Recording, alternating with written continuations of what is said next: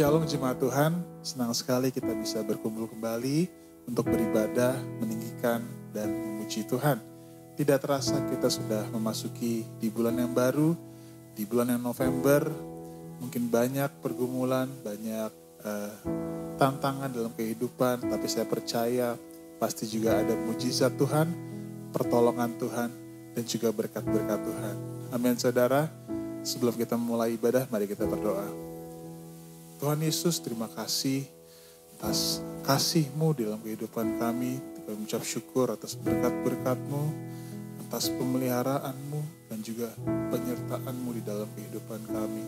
Kami percaya apapun kondisi di dalam kehidupan kami, Engkau adalah Allah yang baik. Ya Tuhan, sekarang kami akan memulai ibadah, kami mengundang Roh Kudus-Mu untuk hadir dimanapun kami berada, walaupun kami masih terpisah secara jarak. Kami percaya Roh Kudus-Mu hadir dimanapun kami berada, kapanpun kami menonton ibadah ini, kami percaya Engkau ada bersama-sama dengan kami. Terima kasih ya Bapa, dan setiap dari kita yang siap untuk memuji Tuhan, mari kita sama-sama katakan amin. Shalom saudara, selamat hari Minggu. Mari kita sama-sama bangkit berdiri, kita meninggikan Tuhan kita. Amin. Karena Dialah yang layak menerima sembah dan puji kita. Mari kita akan nyanyikan lagu ini. Nama Yesus, menara yang kuat. Nama Yesus, kota benteng yang teguh. Nama Yesus, kalahkan semua musuh. Nama Yesus di atas segalanya. Oh. Amin. Karena Dialah yang layak. Mari kita sama-sama nyanyikan lagu ini dari awal. Bangkit, serukan nama Yesus. Maju, nyatakan kuasa-Nya.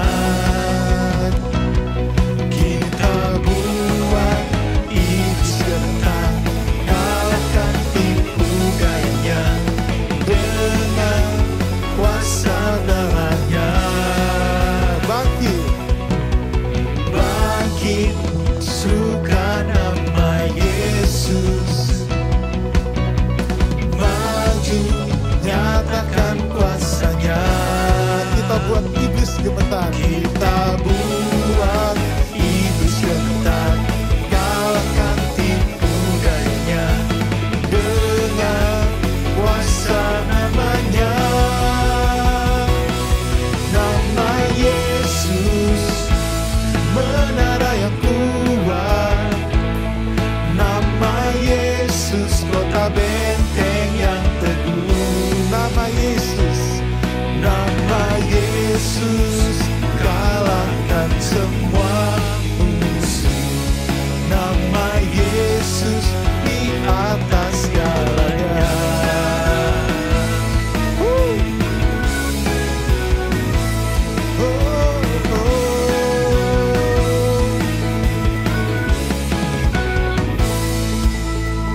Bangkit, bangkit, serukan nama Yesus.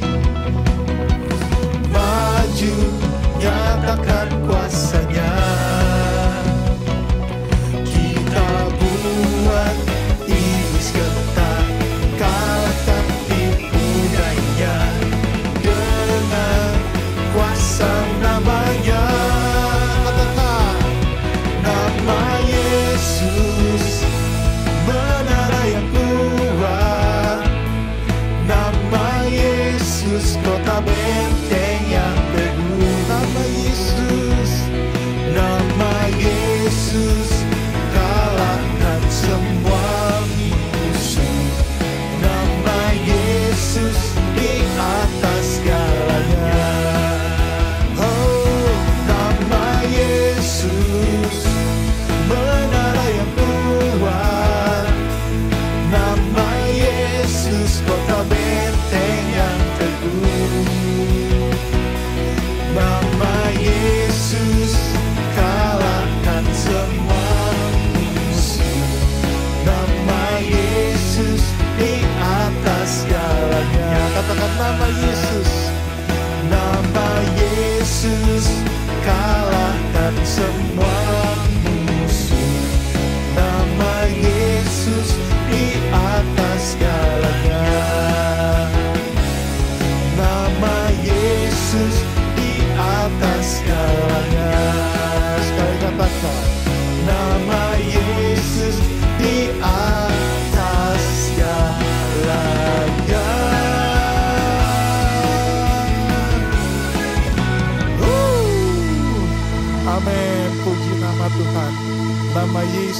nama yang berkuasa di atas segala nama.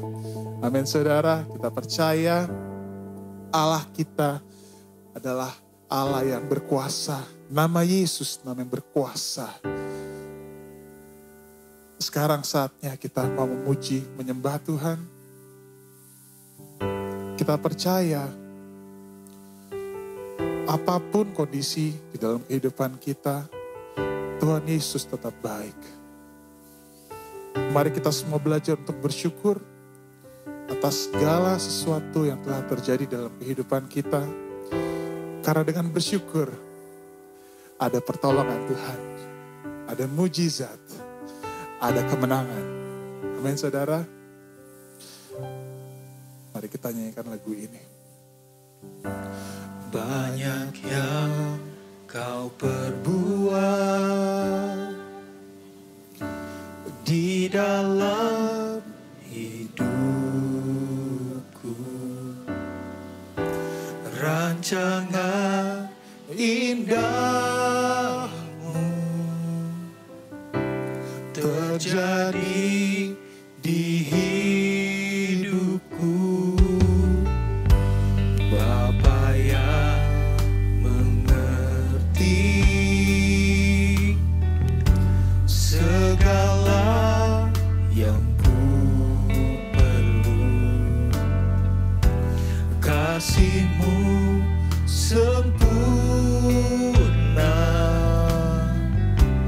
nyata dalam hidupku.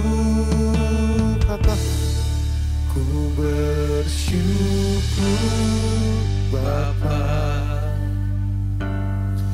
ku bersyukur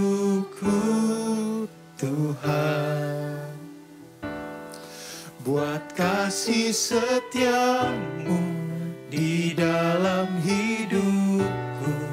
Ku bersyukur.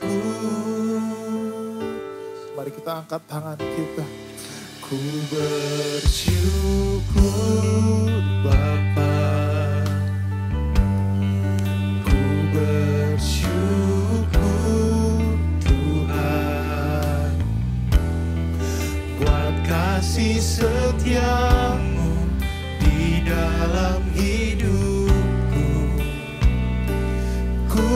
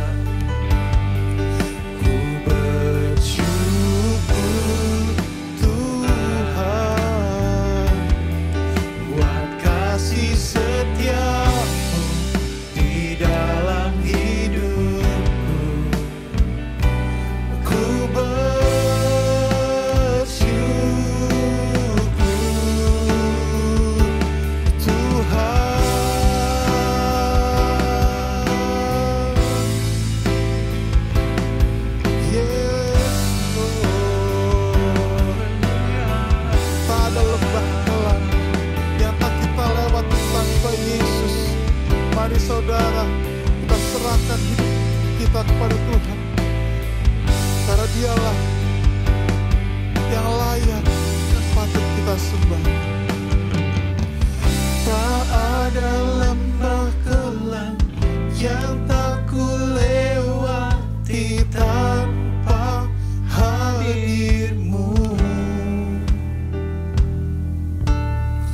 Hatiku takkan gentar, sebab ku tahu tangan-Mu yang menopangku.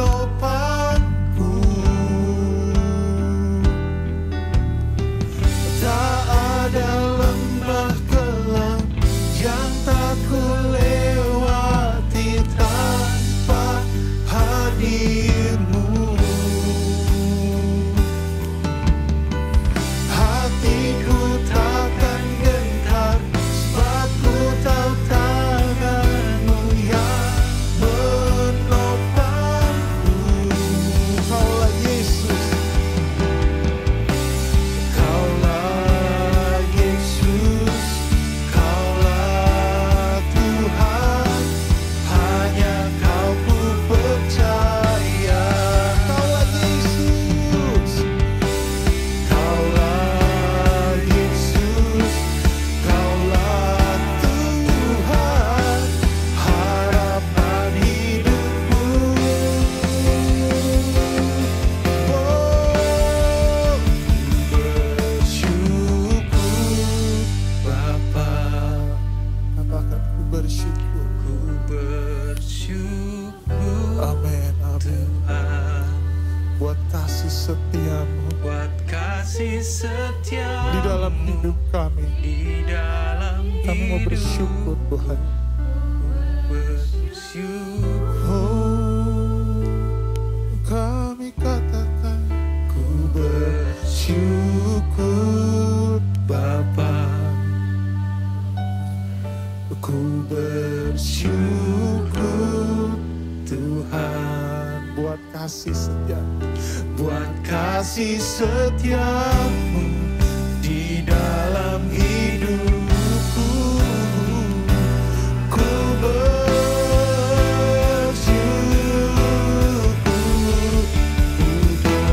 bersyukur Bapa,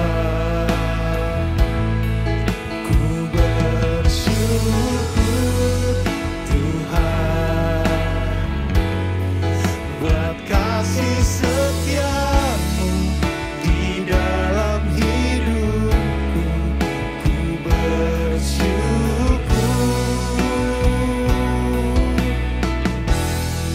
ku bersyukur Bapa, ku bersyukur Tuhan, buat kasih setiamu di dalam hidupku. Ku bersyukur, ku bersyukur, ku bersyukur. Sekali lagi katakan, Ku bersyukur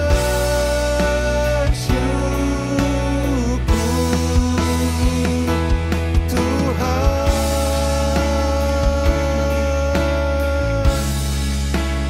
kami bersyukur. Engkau baik, Engkau sangat baik. Oh Jesus, we worship you. Mari kita sembah Dia. Mari kita angkat tangan kita. Oh Tuhan, kami bersyukur karena Kau Allah yang setia, Kau Allah yang mulia. We worship you. Oh Jesus, Jesus.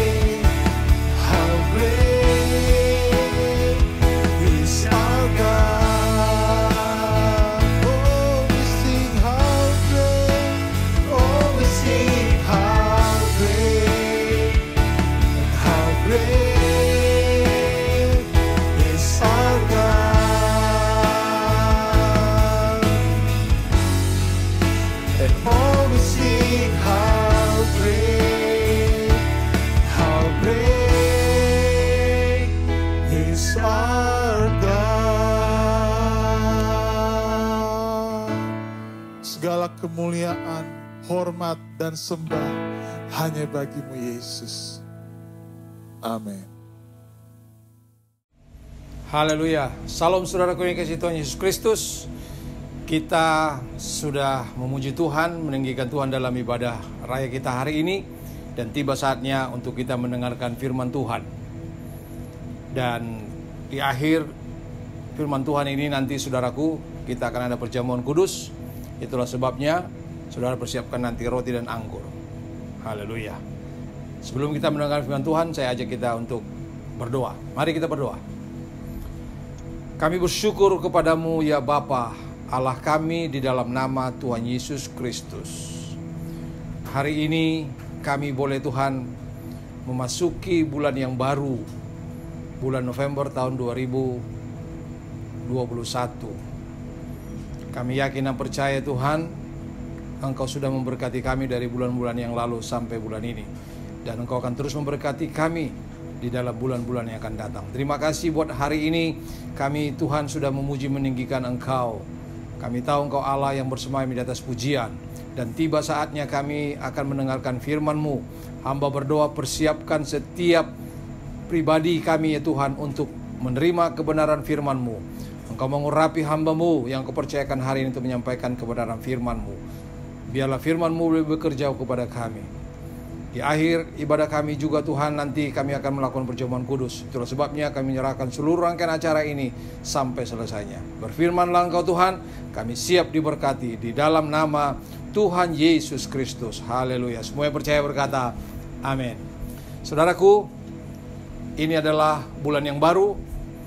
Saya yakin dan percaya kita nanti akan melakukan perjamuan kudus dan kita boleh diberkati lewat perjamuan kudus ini. Dan hari ini kita akan mendengarkan firman Tuhan. Dan saya mengajak kita untuk membuka Alkitab kita yang terambil dari kitab Wahyu pasal 19 ayat 6 sampai 8. Wahyu 19 ayat 6 sampai 8. Dan perikop ini temanya ditulis oleh Lembaga Alkitab Indonesia adalah perjamuan kawin anak domba. Demikianlah firman Tuhan, Wahyu 19 ayat 6 sampai 8. Lalu aku mendengar seperti suara himpunan besar orang banyak, seperti desau air bah, dan seperti deru guru yang hebat. Katanya, haleluya, karena Tuhan Allah kita yang maha kuasa telah menjadi raja. Marilah kita bersukacita dan bersorak-sorai dan memuliakan Dia, karena hari perkawinan anak domba telah tiba dan pengantinnya telah siap sedia. Dan kepadanya dikaruniakan supaya memakai kain lenan halus yang berkilau-kilauan dan yang putih bersih. Lenan halus itu adalah perbuatan-perbuatan yang benar dari orang-orang kudus. Amin. Haleluya. Saudaraku dikasihi Tuhan Yesus Kristus, pada bulan November ini kita memiliki tema bulanan kita, yaitu menjadi mempelai Kristus. Itulah yang menjadi tema kita selama sebulan ini, mendengarkan firman Tuhan tentang mempelai, yaitu menjadi mempelai Kristus. Nah saudaraku, kita baru saja membaca firman Tuhan Wahyu 19 ayat 6 sampai 8 mengatakan pengantinnya atau mempelainya telah siap sedia.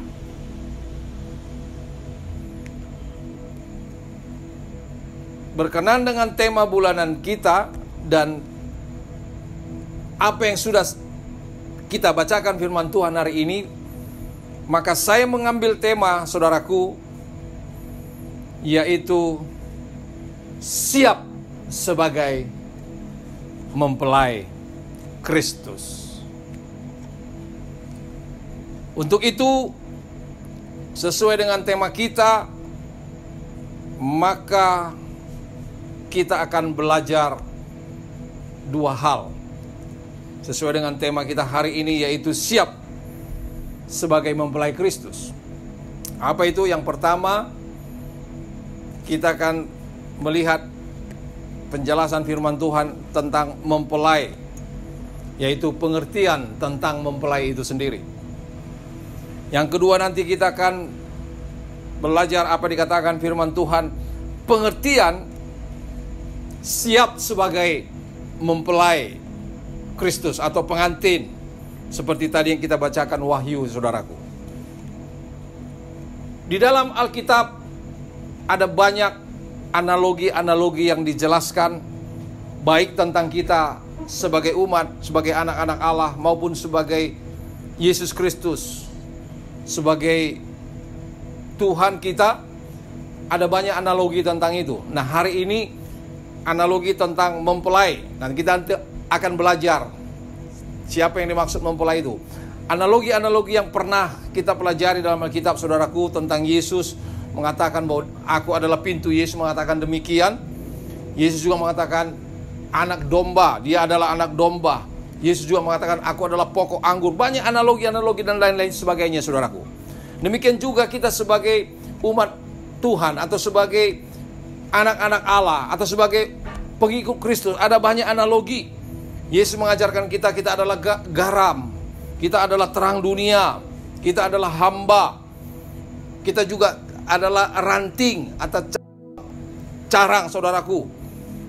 Kita juga tubuh Kristus, benih yang ditanam, yang ditabur di bebatuan, juga di jalan ataupun di tempat yang subur. Banyak analogi seperti itu. Tapi hari ini kita akan belajar analogi tentang mempelai. Mari saudaraku, kita lihat satu persatu. Yang pertama, kita akan melihat pengertian tentang mempelai. Siapakah yang dimaksud mempelai dalam hal ini? Mempelai terdiri dari dua orang. Yang satu mempelai laki-laki, yang satu mempelai perempuan. Nah, kita akan lihat. Mari kita membaca dulu Matius pasal 9 ayat yang ke-15.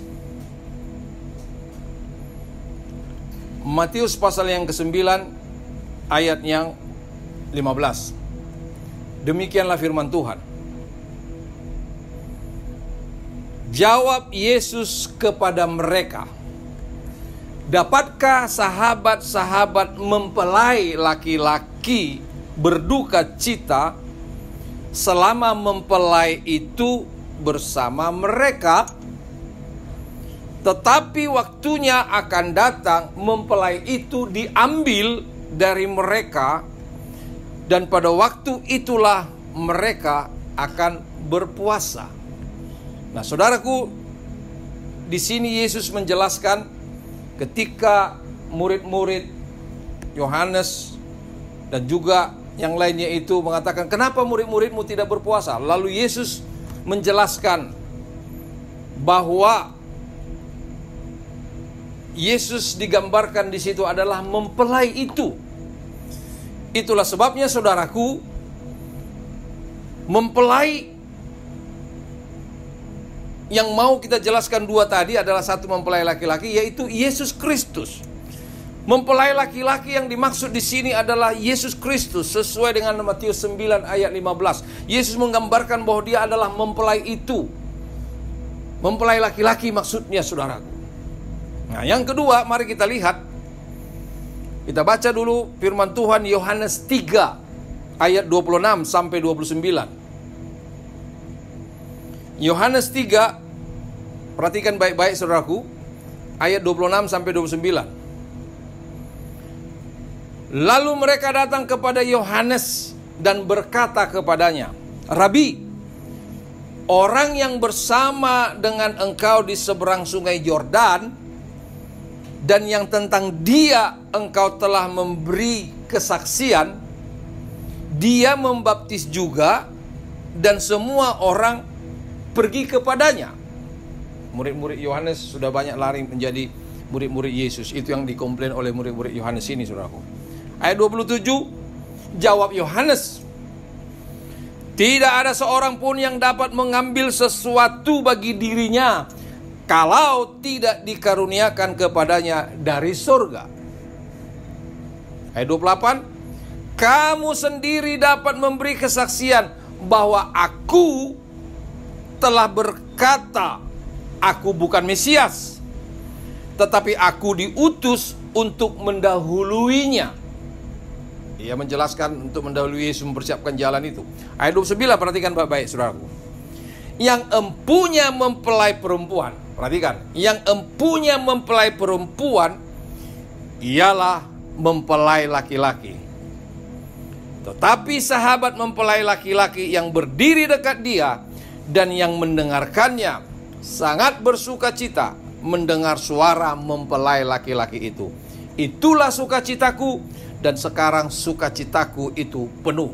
Jadi Yohanes menggambarkan bahwa dirinya adalah sahabat mempelai laki-laki. Mempelai laki-laki adalah Yesus, dan mempelai perempuan itu adalah pengikut-pengikut Kristus. Jelas Alkitab menjelaskan bahwa mempelai perempuan yaitu pengikut Kristus, saudara dan saya, atau gerejanya saudaraku yang kasih Tuhan Yesus Kristus. Jadi jelas sekarang kita sudah bisa belajar tentang mempelai itu sendiri. Mempelai laki-laki adalah Yesus Kristus, dan mempelai perempuan itu saudara dan saya sebagai pengikut Kristus. Haleluya. Itulah pengertian yang sudah kita dapatkan. Pengertian tentang mempelai itu, saudaraku. Sekarang kita lihat apa arti mempelai. Nah, kita harus belajar apa arti mempelai.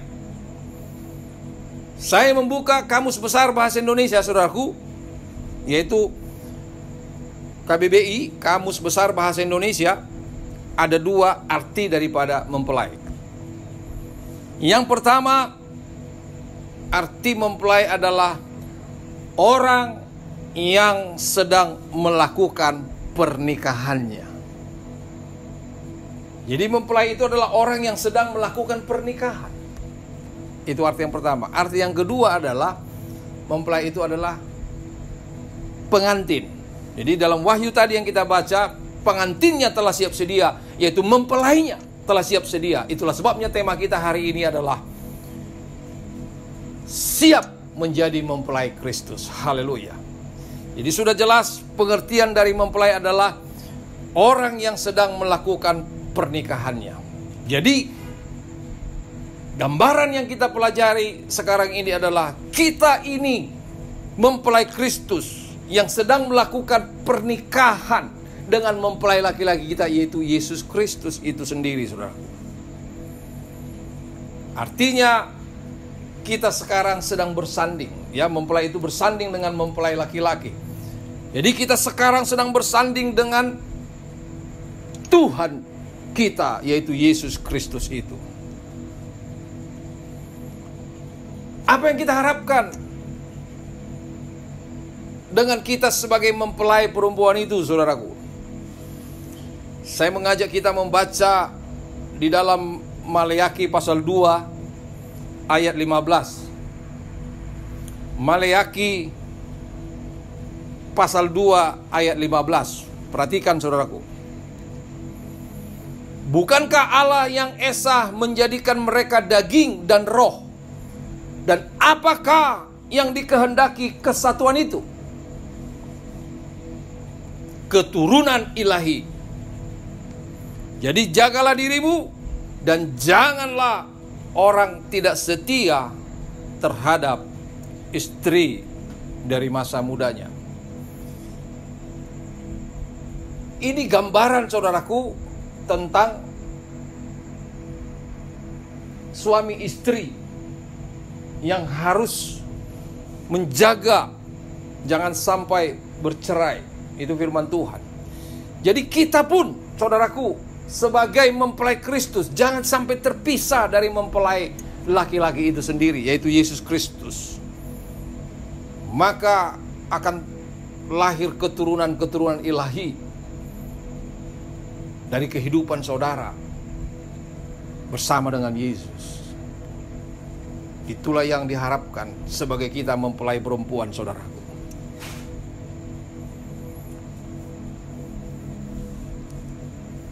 Saya mau katakan kepada kita, kita sekarang sedang bersanding sebagai mempelai perempuan dengan mempelai laki-laki, yaitu Yesus Kristus Tuhan kita. Ayat 16-nya mari kita baca, Maliaki pasal 2 tadi, saudaraku. Ayat 16-nya. Sebab aku membenci perceraian. Firman Tuhan, Allah Israel juga orang, saya bacakan ayat 16. Sebab aku membenci perceraian. Firman Tuhan, Allah Israel juga orang yang menutupi pakaiannya dengan kekerasan. Firman Tuhan semesta alam, maka jagalah dirimu dan janganlah berkhianat. Firman Tuhan memang mengajarkan kita sebagai anak Tuhan untuk tidak bercerai, untuk tidak terpisah. Maka ini juga gambaran kepada kita sebagai mempelai Kristus. Jangan kita terpisah dari mempelai laki-laki, yaitu Tuhan kita. Haleluya. Jadi kalau kita belajar sekarang ini sebagai mempelai perempuan, Yesus adalah mempelai laki-laki kita. Kita sudah disandingkan. Kita ini adalah sebagai mempelainya. Jangan kita terpisah atau bercerai dari mempelai laki-laki kita. Katakan amin. Jangan jauh dari Tuhan kita. Haleluya.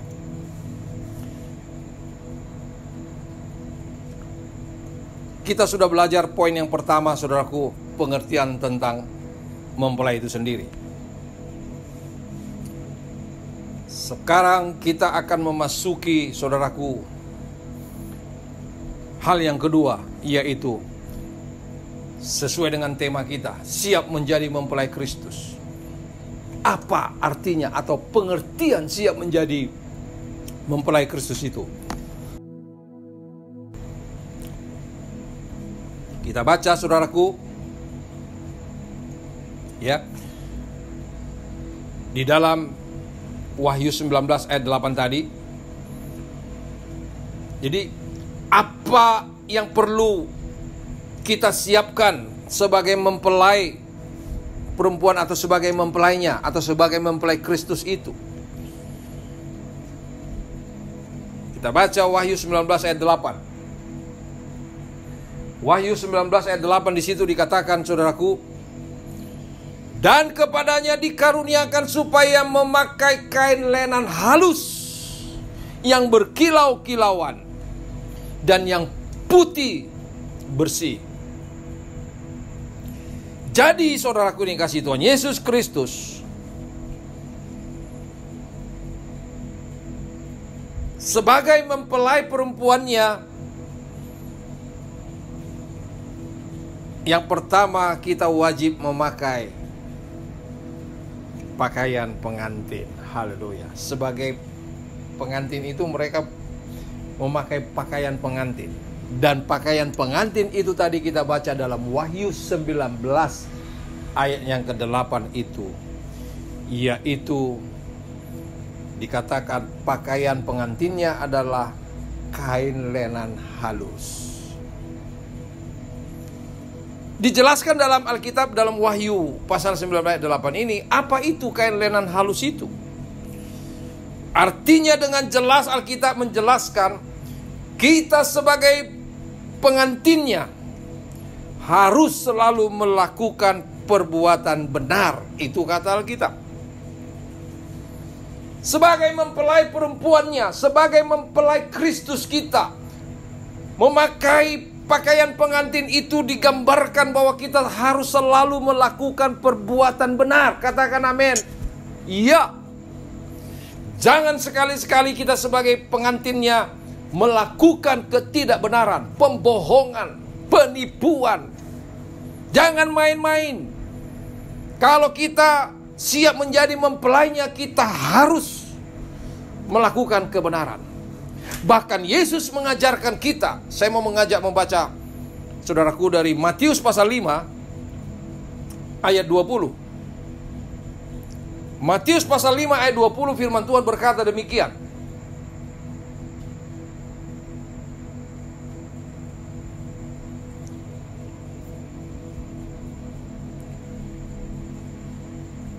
Maka aku berkata kepadamu, Yesus berkata demikian, jika hidup keagamaanmu tidak lebih besar daripada, tidak lebih benar daripada hidup keagamaan ahli-ahli Taurat dan orang Farisi, sesungguhnya kamu tidak akan masuk dalam kerajaan surga.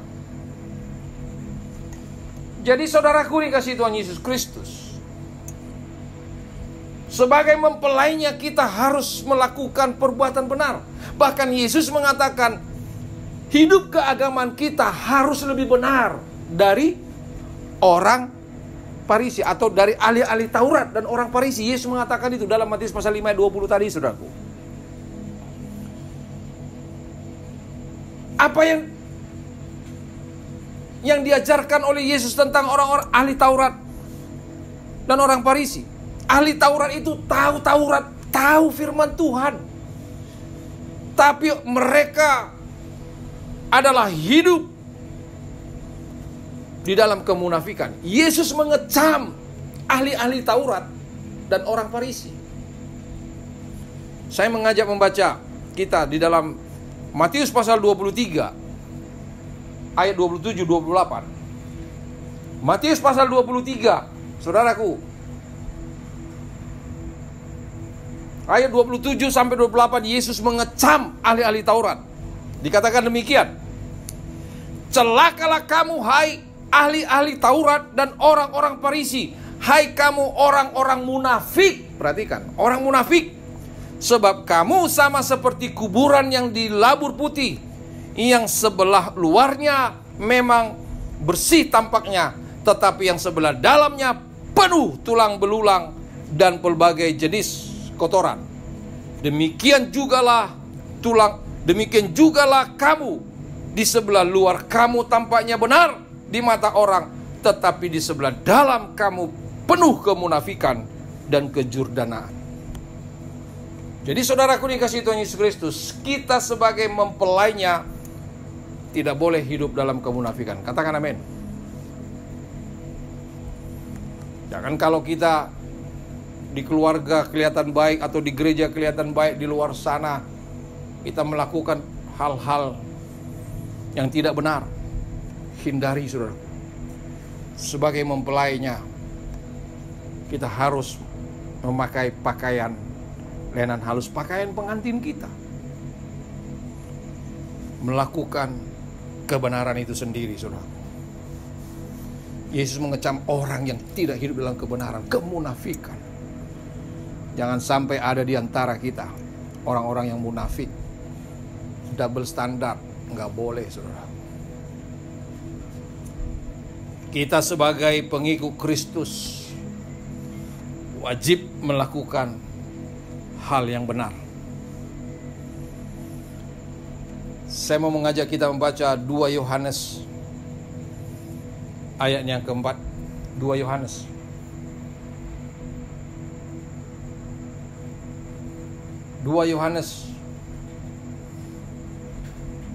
ayat yang keempat.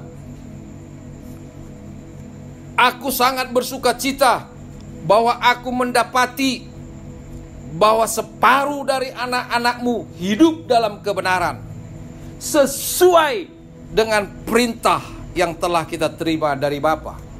Jadi hidup dalam kebenaran itu adalah perintah dari Bapa. Katakan amin. Haleluya.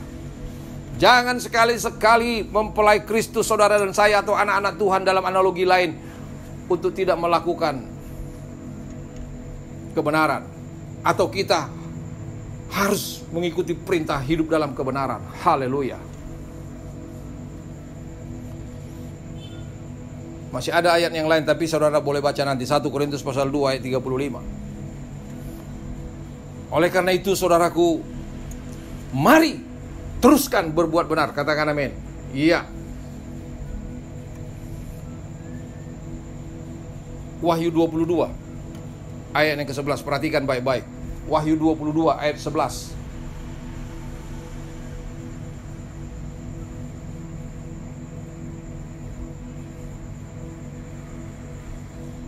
Demikian firman Tuhan. Barang siapa yang berbuat jahat, biarlah ia terus berbuat jahat. Barang siapa yang cemar, biarlah ia terus cemar.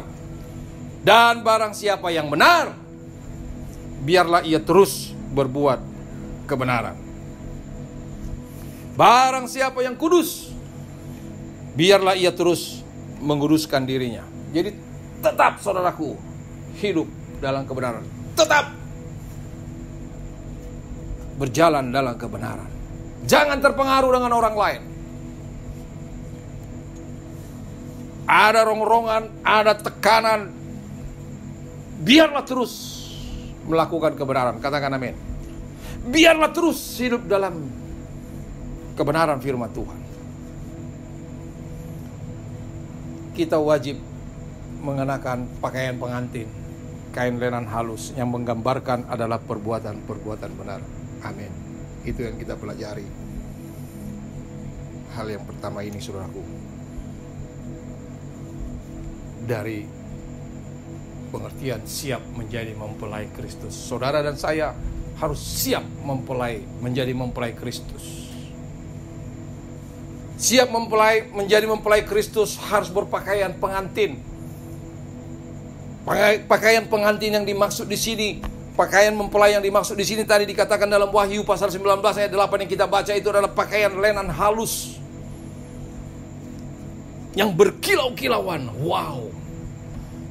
Yang perbuatan benar kita itu adalah berkilauan dipandang orang.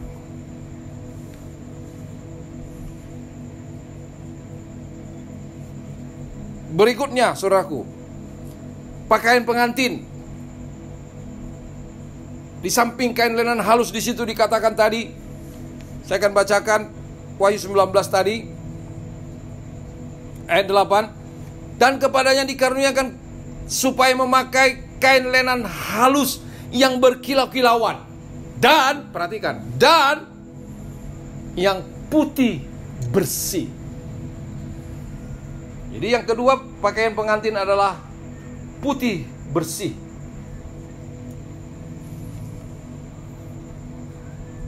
Pakaian pengantin putih bersih. Apa yang dimaksud dengan pakaian pengantin putih bersih itu? Artinya saudaraku, ini adalah gambaran bahwa tidak bernoda.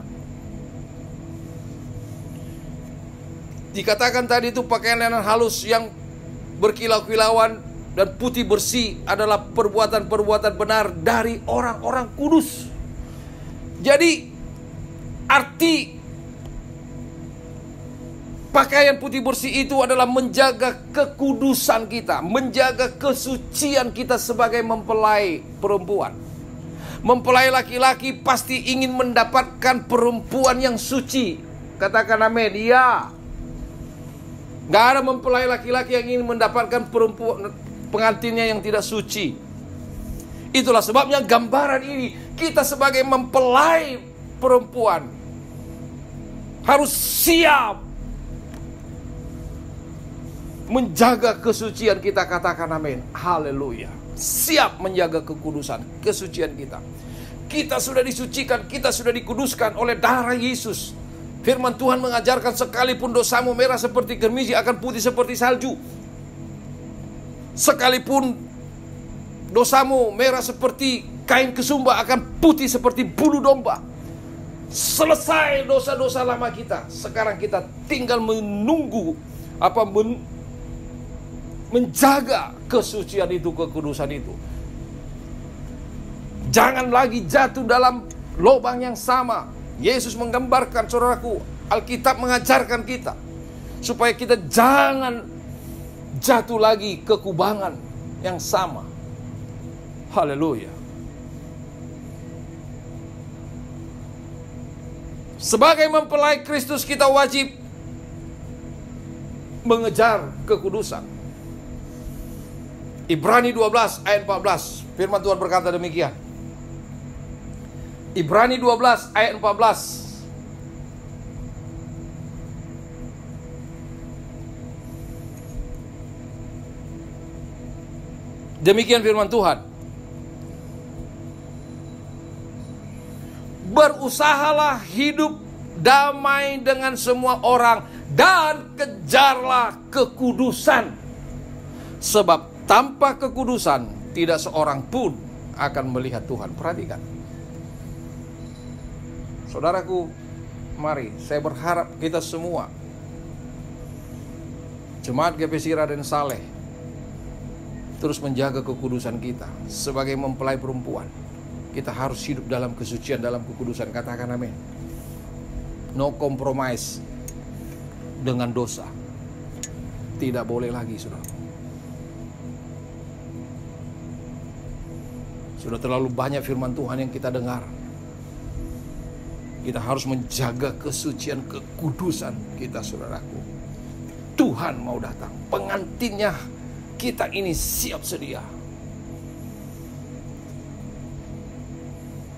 Saya yakin dan percaya, saudaraku, kita wajib memakai pengantin, sebagai pengantin atau sebagai mempelai, memakai pakaian mempelai itu yang putih bersih. Alkitab juga mengajarkan di dalam 1 Petrus pasal 15 sampai 16. Kuduslah kamu sebab aku kudus. Alkitab banyak mengajarkan kita untuk kita tetap, saudaraku, hidup kudus. Nggak main-main. Saudara jangan mengikuti filsafat dunia ini. Seolah-olah mengizinkan gak apa-apa bersalah, gak apa-apa berdosa. Tidak bisa, saudaraku. Jaga kekudusanmu. Itu yang Tuhan inginkan dari kita. Roh Tuhan sudah diutus kepada saudara dan saya. Sudah dicurahkan Roh Kudusnya yang mampu membuat saudara untuk hidup dalam kekudusan. Haleluya, katakan amin. Iya. Bahkan ketika kita mau menyembah Dia, Alkitab mengajarkan kita memasukinya dengan kekudusan. Saya mengajak kita membaca dalam 1 Tawarik pasal 16 ayat 29. 1 Tawarik 16 ayat 29. Demikian firman Tuhan. Ayat 29, saudaraku. Berilah kepada Tuhan kemuliaan namanya. Bawalah persembahan dan masuklah menghadap Dia. Sujud menyembah kepada Tuhan dengan berhiaskan kekudusan. Jadi saudaraku, ketika kita mau menyembah Tuhan pun kita perlu berhiaskan kekudusan. Itu kata firman Tuhan. Bahkan saya teringat bahwa ayat ini, saudaraku, ada lagunya, ada nyanyiannya.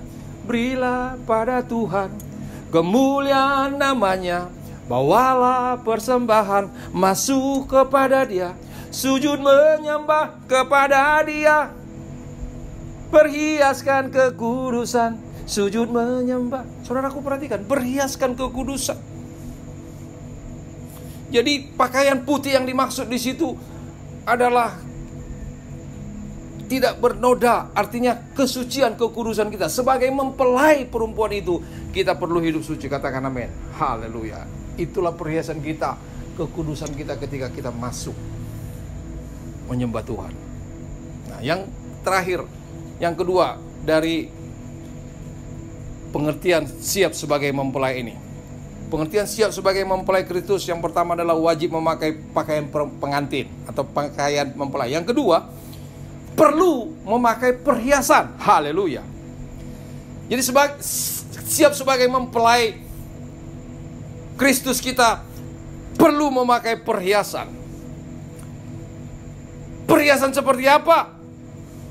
Alkitab mengajarkan kita. Mari kita baca 1 Petrus pasal 3 ayat 3. 1 Petrus pasal 3 ayat 3.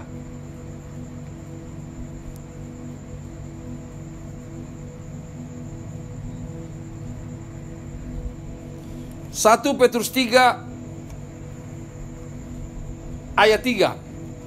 Perhiasanmu janganlah secara lahiriah, yaitu dengan mengepang-ngepang rambutmu, memakai perhiasan emas, atau dengan mengenakan pakaian indah-indah. Jadi perhiasan kita, saudaraku, janganlah secara lahiriah. Ayat yang keempatnya, tetapi perhiasanmu ialah manusia batiniah yang tersembunyi dengan perhiasan yang tidak binasa, yang berasal dari roh yang lemah, lembut, dan tentram, yang sangat berharga di mata Allah. Jadi kita perlu memakai perhiasan, iya, sebagai mempelai perempuan. Ya, kalau kita bicara umum, seorang mempelai perempuan itu perlu memakai perhiasan. Kalau tadi perlu memakai pakaian pengantin. Pakaian pengantin adalah lenan halus dan yang berkilau-kilauan dan putih bersih. Sekarang perlu pakai perhiasan. Perhiasan apa? Bukan perhiasan secara lahiriah kata firman Tuhan, tetapi perhiasan bukan secara lahiriah, tetapi yang dimaksud di situ adalah perhiasan roh dikatakan. Kenapa bukan lahiriah? Karena lahiriah ini firman Tuhan mengatakan dalam 2 Korintus pasal 4 ayat 16 akan merosot, akan habis.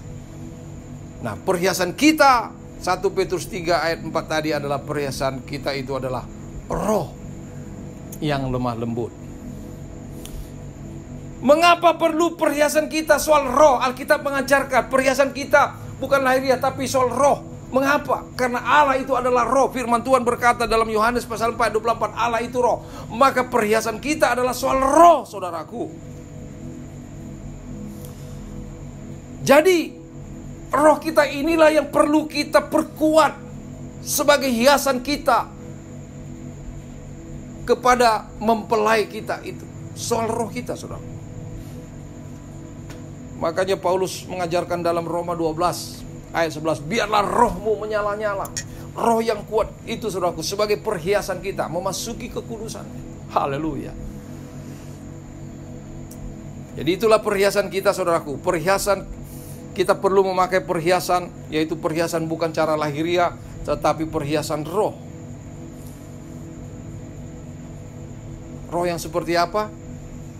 Mari kita membacanya dulu, saudaraku. Matius 26 ayat 41. Matius 26 ayat 41.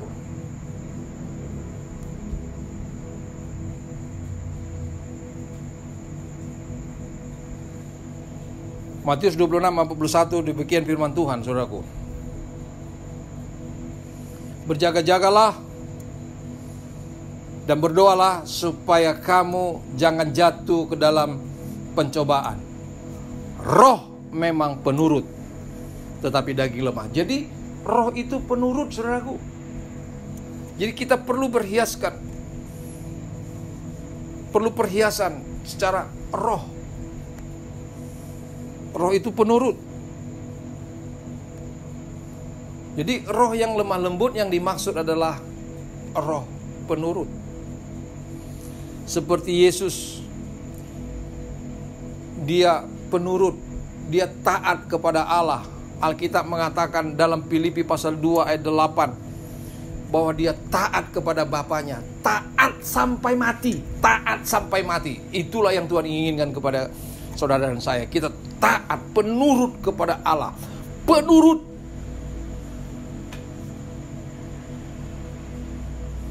Yesus mengatakan di dalam Matius 11 ayat 29 bahwa dia adalah lemah lembut, dia adalah penurut, saudaraku.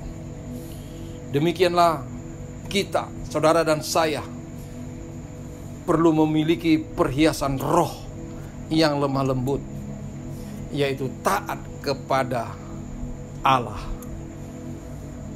dengan mentaati semua firman-Nya. Biarlah firman ini boleh memberkati kita. Kita siap sebagai mempelai Kristus. Haleluya.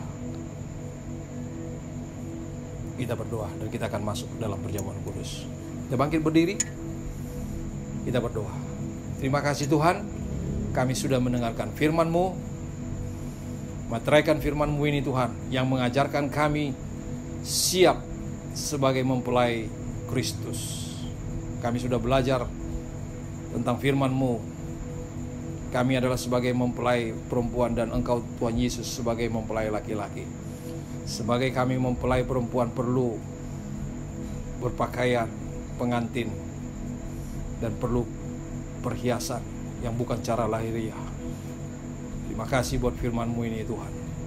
Berkati kami semua. Dan tiba saatnya kami akan melakukan perjamuan kudus. Biarlah Tuhan memberkati roti dan anggur yang akan kami makan dan minum, yang melambangkan tubuh dan darah Yesus. Kami akan makan itu.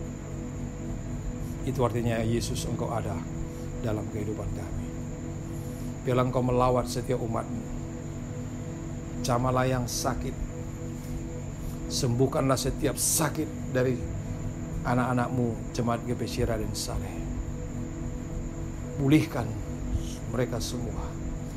Mereka yang mengalami kesulitan ekonomi, di dalam nama Tuhan Yesus Kristus, curahkan berkat-Mu Tuhan. Tambahkan berkat-Mu kepada mereka, supaya seluruh jemaat GPC tidak mengalami kesulitan ekonomi. Sebab ada Allah kami yang mampu memberkati kami. Itulah kerinduan kami ya Tuhan. Biarlah lewat perjamuan kudus ini kami mengingat penderitaan Yesus Kristus, yang sudah rela menderita supaya kami jangan menderita. Rela mati supaya kami jangan mengalami kematian. Yesus Kristus rela menjadi miskin supaya kami jangan lagi miskin. Terima kasih Tuhan. Lawat kami semua. Kami siap melakukan perjamuan kudus ini di dalam nama Tuhan Yesus Kristus. Haleluya. Amin. Saudaraku yang kasih Tuhan Yesus Kristus, mari saudaraku, saya akan membacakan firman Tuhan. Sebelum kita melakukan perjamuan kudus, saya mau ngajak saudara untuk memegang roti. Sebelum kita memakan roti dan minum anggur ini, saya akan membacakan firman Tuhan. Demikianlah firman Tuhan. Sebab apa yang telah kuteruskan kepadamu telah aku terima dari Tuhan, yaitu bahwa Tuhan Yesus pada malam waktu ia diserahkan mengambil roti, dan sesudah itu ia mengucap syukur atasnya. Ia memecah-mecahkannya dan berkata, inilah tubuhku yang diserahkan bagi kamu.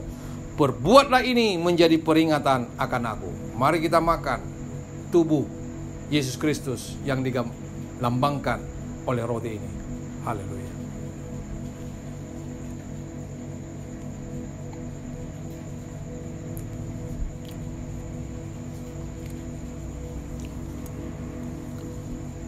Sekarang saudaraku,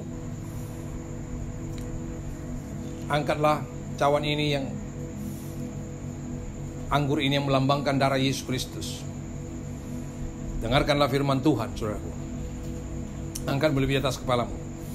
Demikian juga ia mengambil cawan sesudah makan, lalu berkata, cawan ini adalah perjanjian baru yang dimeteraikan oleh darahku. Perbuatlah ini setiap kali kamu meminumnya, menjadi peringatan akan aku. Mari kita minum darah Yesus Kristus yang dilambangkan oleh anggur ini, dalam nama Yesus Kristus. Haleluya. Sekarang saudaraku, naikkanlah doamu, ucapan terima kasihmu atas pengorbanan Tuhan Yesus Kristus. Terima kasih Tuhan, kami bersyukur kepadamu. Engkau rela disalibkan, Engkau rela mati untuk menebus dosa-dosa kami. Terima kasih Tuhan buat karya-Mu yang begitu luar biasa bagi kami. Engkau sudah mengampuni segala dosa kami. Terima kasih Tuhan buat perjamuan kudus hari ini. Kami memperingati Tuhan penderitaan-Mu begitu luar biasa hanya untuk menyelamatkan kami. Kami tidak mampu membalas atau membandingkan perbuatan kami. Betapa Engkau mengasihi kami, Engkau rela mati untuk kami. Terpujilah Engkau Tuhan kami Yesus Kristus. Sekarang biarlah Engkau terus Tuhan memberkati kami semua. Memberkati jemaat-Mu GPC Raden Saleh. Bawa kami semua ke padang rumput yang hijau, ke dalam air yang tenang. Di sanalah lapar dan dahaga kami dipuaskan oleh Gembala kami yang agung, Yesus Kristus Tuhan kami. Terima kasih Bapa. Teruslah Engkau berkarya. Teruslah Engkau campur tangan dalam setiap kehidupan kami. Engkau memberkati seluruh jemaat GPC, jemaat Raden Saleh dimanapun berada. Lawat, berkati kami semua. Kami terus berdoa Tuhan. Selama Engkau mengizinkan kami ibadah secara online, kami percaya Engkau tetap memberkati kami. Dan ada waktunya yang terindah, Engkau perkenankan kami kembali ibadah secara offline. Itulah kerinduan kami ya Tuhan. Kami juga berdoa buat rencana perayaan Natal kami nanti. Biarlah Engkau beracara ya Tuhan, memperingati kelahiran-Mu ke dunia ini. Itulah kerinduan kami. Jadilah kehendak-Mu atas kami. Terpuji Engkau Bapa kekal selama-lamanya. Di dalam nama Tuhan Yesus Kristus kami berdoa dan mengucap syukur. Haleluya. Saudaraku yang kasih Tuhan Yesus Kristus, mari angkatlah kedua tanganmu. Mari kita terima berkat. Tuhan memberkati engkau dan melindungi engkau. Tuhan menyinari engkau dengan wajah-Nya dan memberi kau kasih karunia. Tuhan menghadapkan wajah-Nya kepadamu dan memberi kau damai sejahtera. Diberkatilah hidupmu, diberkatilah keluargamu, diberkatilah sanak saudaramu, diberkatilah segala pekerjaanmu, diberkatilah segala pelayananmu, diberkatilah keluar masukmu. Di dalam nama Tuhan Yesus Kristus. Haleluya. Semua yang percaya berkata, amin. Tuhan memberkati kita. Haleluya.